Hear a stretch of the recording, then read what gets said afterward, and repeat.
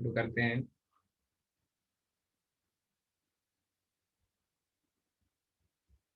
Binomial theorem.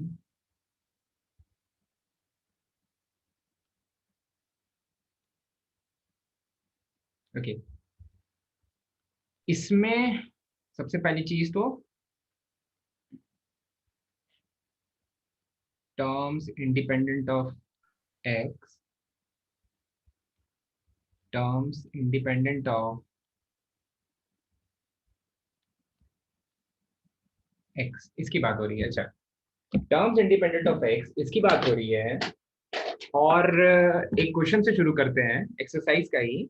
अच्छा, कोई भी टर्म अगर इंडिपेंडेंट ऑफ एक्स है, जैसे मैं अगर एग्जांपल ले लूं, एक छोटा सा एग्जांपल ले लेता हूं, x plus a raise to the power n में, x plus a raise to the power n में अगर मुझे कोई बोले कि find the term independent of x, ठीक है, मतलब उस वाले टर्म में x नहीं होगा, उस वाले टर्म में x नहीं होगा। मैंने मान के क्या चला है कि a एक न्यूमेरिकल वैल्यू है और ये n भी एक पॉजिटिव इंटीग्रल वैल्यू है, ठीक है। तो अगर x नहीं होगा उस टर्म में, तो क्या जो टर्म इंडिपेंडेंट ऑफ x होगा वो कहीं ना कहीं एक कांस्टेंट टर्म होगा? सर वो लास्ट टर्म Yes. रहेगा ना, लास्ट टर्म हो जाएगा। लास्ट। हाँ, वो लास्ट टर्म हो जाएगा। इस केस में ऐसा लग रहा है वो लास्ट टर्म हो जाएगा, ठीक है। ओके, केसेस चेंज हो सकते हैं, केसेस में कुछ कुछ, हाँ इसमें दिया हुआ है एक्स का पावर नेगेटिव ले लिया है। यहाँ पर जो भी टर्म इंडिपेंडेंट ऑफ एक्स होगा वो तो कांस्टेंट टर्म होगा।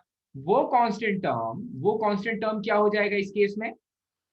N C NCN A raised to the power n। A raise to the power N, ठीक है। अच्छा भाई, अगर अगर मैं बोलूं कि अगर मेरे पास टर्म अब कुछ ऐसा हो गया, x plus one upon x raise to the power N, x plus one upon x raise to the power N, ठीक है। अब इसमें क्या होने वाला है? इसमें पहले वाले x का पावर जाने वाला है, मतलब बढ़ने वाला है, सॉरी बड़े से छोटा होने वाला है, दूसरे वाले x में छोटे वाले x का पावर छोटे से बड़ा होने वाला है। तो इसके कुछ टर्म्स लिखते हैं, इसके कुछ टर्म्स लिखते हैं। जैसे इसका एक टर्म हो जाएगा, या इसका कोई जनरल टर्म हो जाएगा, एनसीआर, एनसीआर फर्स्ट वाला x raise to the power N minus R और सेकंड वाला one upon x raise to the power R, ठीक है। तो अब जब इस वाले एक्सप्रेशन में मैं टर्म्स इंडिपेंडेंट ऑफ एक्स बोलूंगा, सर n/2 पे होगा ना? नहीं, तो इसमें वो x की जो एक्सपोनेंट है उसको जीरो, मतलब ये करना पड़ेगा ना। तो Zero- फिर देखो कैसे निकालते हैं टर्म्स इंडिपेंडेंट ऑफ एक्स। अगर टर्म इंडिपेंडेंट ऑफ एक्स है, दैट आपको क्या निकालना है? आपको निकालना है coefficient of x raise to the power, coefficient of x raise to the power zero. X raise to x का जब पावर जीरो हो जाए तो उसके अलावा जो बाकी के जो भी टर्म्स हैं केवल वही वैल्यू बचेगी, कोई अलजेब्रिक वैल्यू नहीं रहेगी वहां पर, कोई वेरिएबल नहीं रहेगा। तो ये हो जाएगा NCR x raise to the power N minus R. अच्छा भाई, x raise to the power N minus R तो हो जाएगा, लेकिन उसके साथ ही निखिल बोल तो ये one upon x raise to the power R. अब देख निखिल, मेरी आवाज सुनाई दे रही है बेटा? हाँ सर। हाँ निखिल, ये बोल बता तो मुझे, ये वाले x और ये वाले x के लिए मैं एक ही पावर लिखने वाला हूं, एक सिंगल पावर लिखने वाला हूं, तो वो सिंगल पावर क्या हो जाएगा? ये वाले और x और ये वाले x को मिला करके मैं एक सिंगल पावर लिखने वाला हूं, तो वो सिंगल पावर क्या हो जाएगा बेटा? सर दूसरा वाला x raise to the minus r हो जाएगा। हाँ बिल्कुल सही। तो ये बन जाएगा x raise to the power n minus R, बिल्कुल सही, multiplied by x raise to the power minus of r, ठीक है। मुझे क्या चाहिए? Coefficient of x raise to the power zero, क्योंकि वही टर्म्स इंडिपेंडेंट ऑफ x होते हैं जिसमें x का पावर जीरो हो जाता है, जिसमें x रहता ही नहीं वो टर्म्स इंडिपेंडेंट ऑफ x हो जाते हैं, ठीक है। अच्छा भाई, यहां तक समझ में आ गया? यहां तक समझ में आ गया तो मधुरा बोल तो इन दोनों को सिंगल x के फॉर्म में कैसे लिख लेंगे? x to the power n x raise to the power n लिख लेंगे। अच्छा, x रेज टू द हाँ x to power the power n n आ जाएगा, क्योंकि माइनस आर और माइनस आर तो कैंसिल हो जाएगा। देखा अनिशा, तेरे को हंसी आई ना?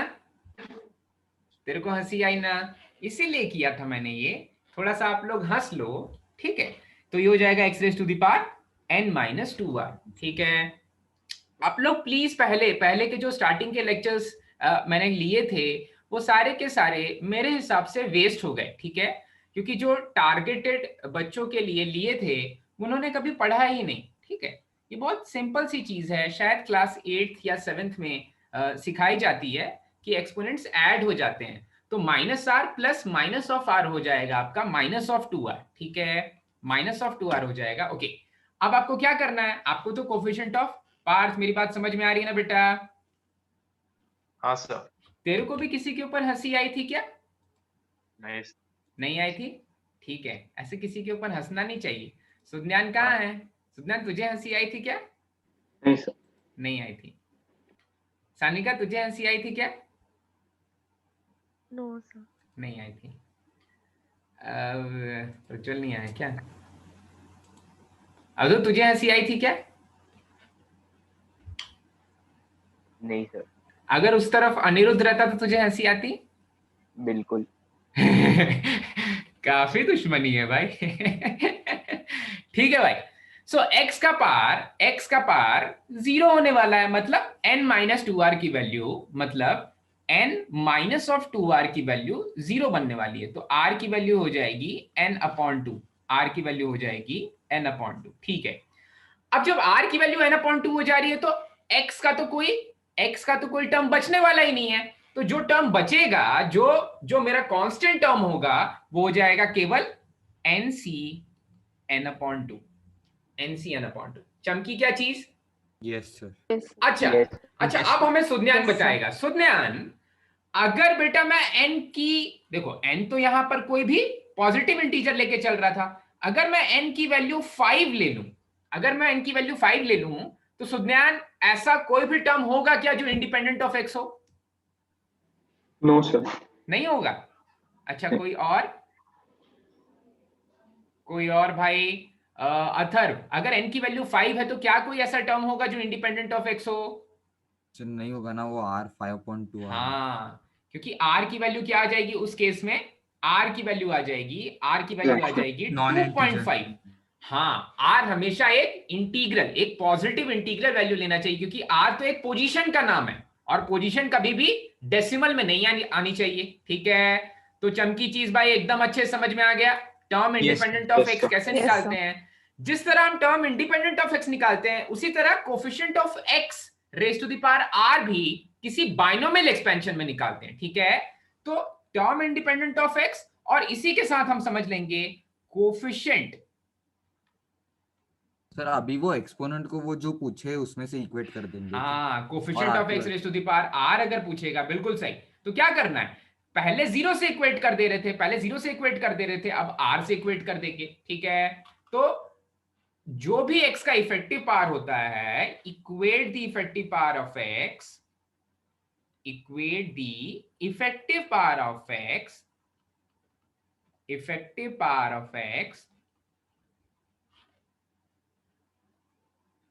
टू 0 से इक्वेट करेंगे किस चीज के लिए भाई? For constant term. हाँ, independent of x, for constant term या फिर टर्म इंडिपेंडेंट ऑफ x, और 2r for coefficient of x raise to the power r, for coefficient of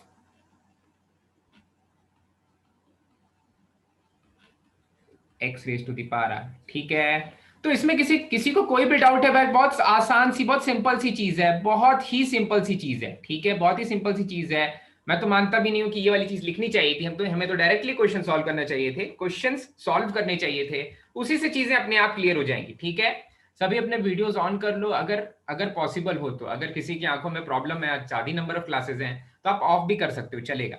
ठीक है, ओके, फाइन, ठीक है, यासर भी आ गया। Okay, equate the effective power of x to 0, अगर कांस्टेंट टर्म निकालना, और या फिर x का जो पावर चाहिए उस पावर से इक्वेट कर देंगे। चलो ठीक है, तो ये वाली चीज समझ में आ गई। तो कुछ क्वेश्चंस इस पे बेस्ड करते हैं और फिर ये समझते हैं कि ये चीज इतनी ज्यादा ट्रिवियल है, इतनी ज्यादा इजी है कि मेंस इस तरह के क्वेश्चंस नहीं पूछेगा वो इस तरह के क्वेश्चंस, ये बहुत बेसिक्स हैं। ठीक है, तो इसी पे बेस्ड कुछ और अच्छे लेवल के क्वेश्चंस करेंगे इसके बाद। ठीक है, अच्छा भाई, तो अभी के लिए हम लोग इन क्लास एक्सरसाइज हम लोग 9.2 का क्वेश्चन नंबर 1 आईसीई 9.2 का क्वेश्चन नंबर 1 से शुरू करते हैं, ठीक है। अब क्वेश्चन नंबर 1 में बोल रहा है find the constant term in the expansion of x cube minus 1 upon x squared raise to the power 15 इसमें हमें ढूंढना है कांस्टेंट टर्म। देखो कितना आसान है, तुम लोग आराम से कर लोगे। इसमें ढूंढना है कांस्टेंट टर्म, तो आप क्या करोगे, सबसे पहला स्टेप इसका जनरल टर्म लिख लो। मुझे x raise to the power 0 चाहिए, ठीक है, x raise to the power 0 चाहिए, तो जो x का इफेक्टिव पावर आएगा उसको 0 से इक्वेट कर देंगे। इक्वेट करके देखते हैं भाई, तो इसका जनरल टर्म क्या हो जाएगा, इसका जनरल टर्म tr+1 होगा।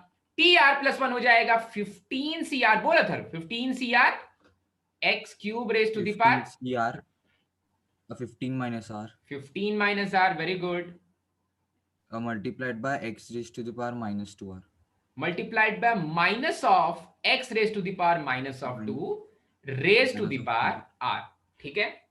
चल निश्चित, तुझे समझ में आया ना बेटा, अच्छे समझ में आया? Yes sir. अरे ओम काफी दिनों बाद, ओम इज बैक। ओम कैसा है? अभी तो ज्वाइन ही किया है। आर्य भट्ट भी आ गया है, नाइस।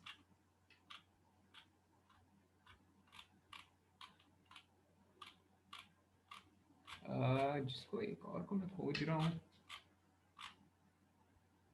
प्रज्वल तो दिख नहीं रहा है। प्रज्वल किधर है? सर हूँ सर। हाँ हाँ, दिख गया चश्मे वाला, ठीक है। ओके भाई, तो जनरल टर्म निकल गया निश्चित। अच्छा, अब x की इफेक्टिव पावर निकालनी है। x की इफेक्टिव पावर चाहिए, तो थोड़ी देर के लिए 15cr को मैंने साइड में रख लिया। अब बता, तो पहले वाले टर्म से x की इफेक्टिव पावर हो जाएगी 45 माइनस 3r। 3x, हाँ 3r। दूसरे वाले टर्म से मैं, देखो ये जो minus of 1 raise to the power r है, x के पास एक नेगेटिव साइन है, इस नेगेटिव साइन को मैं थोड़ी देर के लिए कांस्टेंट टर्म की तरह ट्रीट कर रहा हूं, तो ये minus of 1 raise to the power r मैंने बाहर ले लिया। तो अब दूसरे वाले x के पास क्या बच गया भाई, x raise to the power -2r, ठीक है। तो this is equivalent to -1 raise to the power r 15cr x raise to the power. Now निश्चित, what is the effective power of x? 45 minus 5r। 45 minus 5r। अच्छा, 45 minus 5r। अब मुझे तो निकालना है टर्म इंडिपेंडेंट ऑफ x, मुझे तो निकालना है कांस्टेंट टर्म। कांस्टेंट टर्म के लिए इसी 45 माइनस 5r जो अभी के लिए मेरे x का पार आ रहा है, इफेक्टिव पार आ रहा है, वो उसी चीज को इक्वेट कर देंगे 0 से, तो r की वैल्यू आ जाएगी 9। और अगर r की वैल्यू 9 आ जाएगी तो कांस्टेंट टर्म के लिए फिर से r की वैल्यू वापस रखेंगे, लेकिन उसमें अब x बचने वाला नहीं है, ठीक है। तो जो चीज बचेगी वो तो ये है, वो तो minus of 1 raise to the power r और 15cr है, तो ये वाली वैल्यू जो बच जाएगी वही कांस्टेंट टर्म हो जाएगा, ठीक है। -15c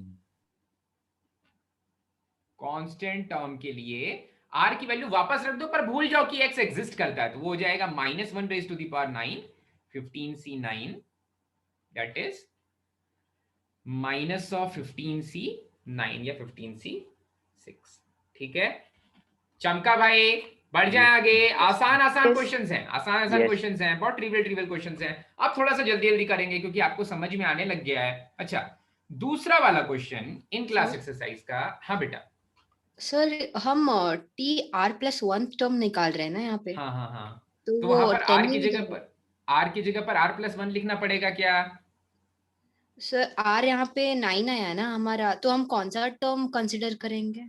हाँ, हम बोलेंगे ये जो कांस्टेंट टर्म की वैल्यू आई है, ये कांस्टेंट टर्म है t10, ये 10th टर्म है, tr+1th टर्म को इस तरह से लिखते हैं। तो वो ये नहीं पूछ रहा है कि कांस्टेंट टर्म मतलब कौन सा टर्म होगा कांस्टेंट टर्म, वो ये पूछ रहा है कि कांस्टेंट टर्म की वैल्यू क्या है, ठीक है। तो कांस्टेंट टर्म की वैल्यू है -15c9 और उसकी पोजीशन क्या है मेरे सीक्वेंस में, 10th पोजीशन पे है, इसलिए वो t10 है, tr+1 t9+1 t10 है, ठीक है। हाँ सर। चलो भाई, ओके, क्वेश्चन नंबर 2 पे आ जाते हैं। क्वेश्चन नंबर 2 बोल रहा है coefficient of x raise to the power 9 in the expansion, ठीक है। x raise to the power 2 minus 1 upon 3 times of x raised to the power 9, ठीक है, ऐसा कुछ है। अक्षता ध्यान से देखना, तुझी से पूछने वाला हूं भाई, रेज टू द पावर 9, और इसमें बोल रहा है coefficient of x raise to the power 9 बताओ। हाँ, coefficient of x raise to the power 9 बता दो। चलो भाई, आसान ही है। अक्षता बोल तो इसका जनरल टर्म क्या हो जाएगा? जनरल टर्म का नाम मैंने लिखा tr+1, वो क्या हो जाएगा? 9CR 9CR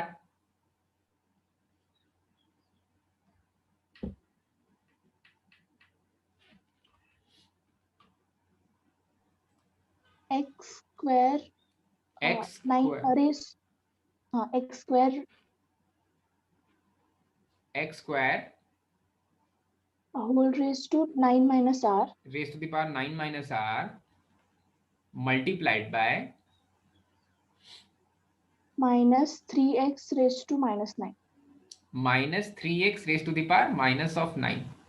ठीक है, देख प्रज्वल, तू हंस दिया ना, मैं बोला था हंसी रोकनी है अपनी, तू हंस दिया अभी। मतलब कैसे लोग हो यार, दूसरों के ऊपर हंसते हो। हाँ, मतलब वो गलत है। तो प्रज्वल तू ही बता दे सही क्या है।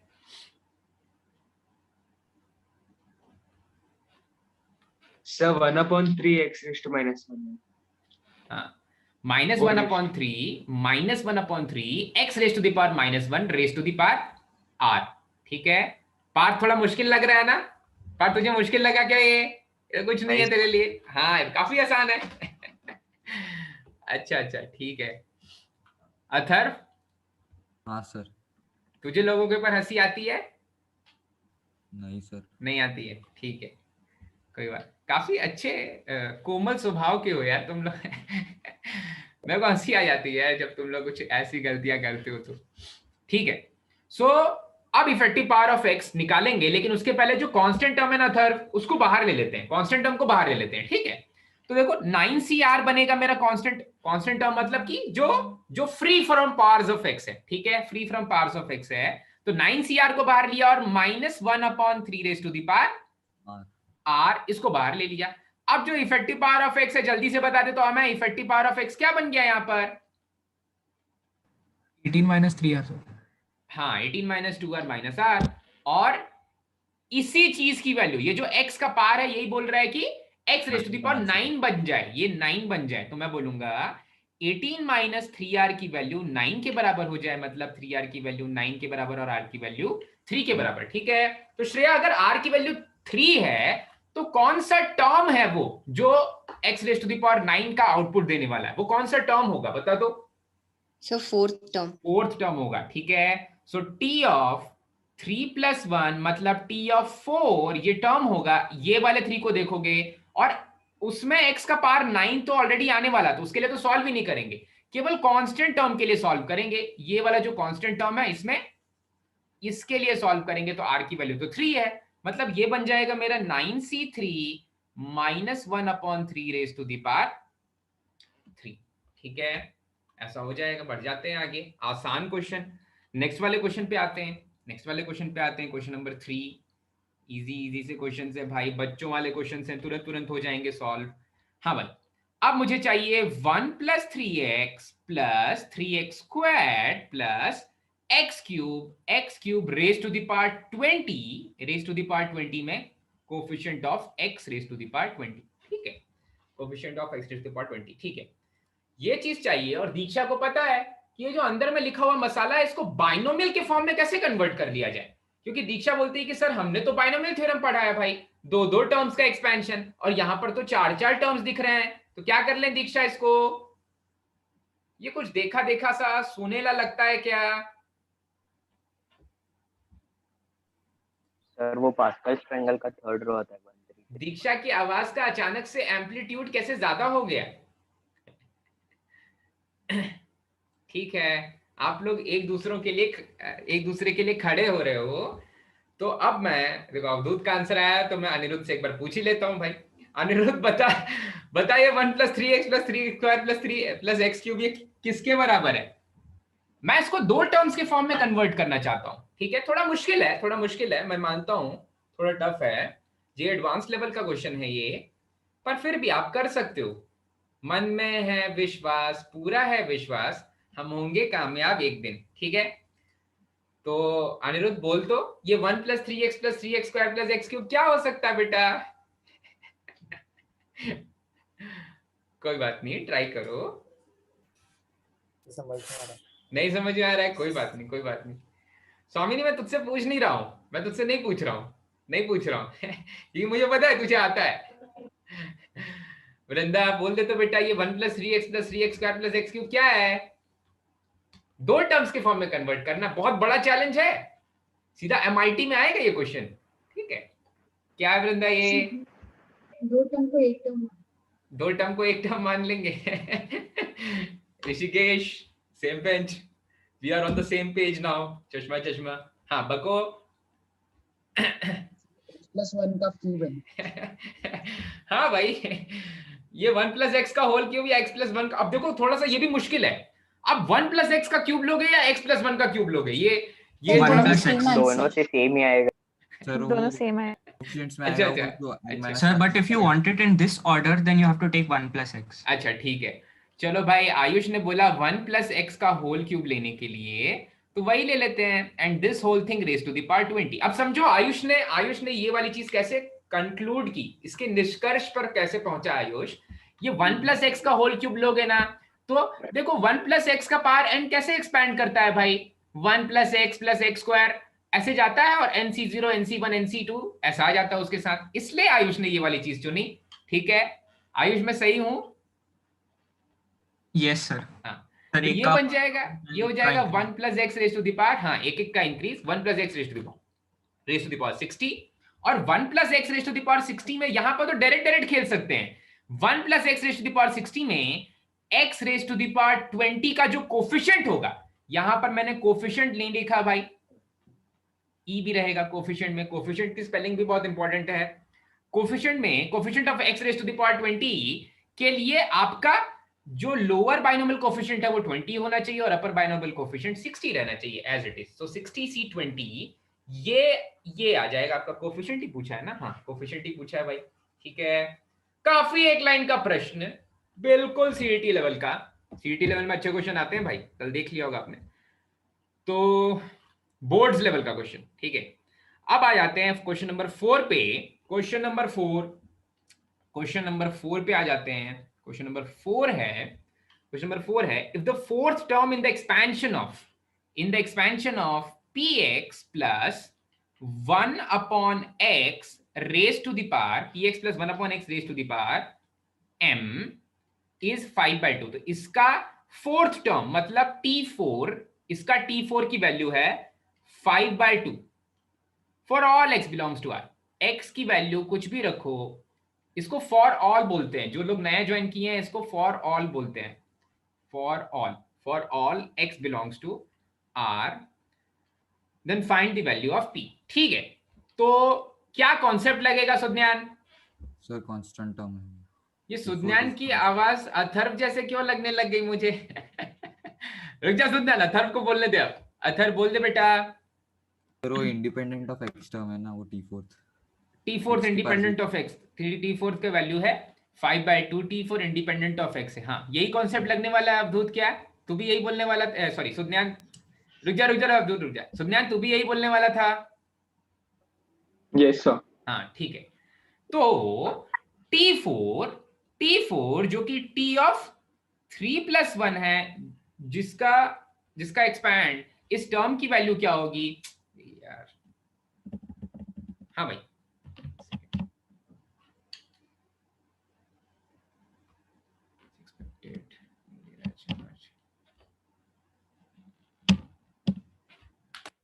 एक सेकेंड रुक जाओ।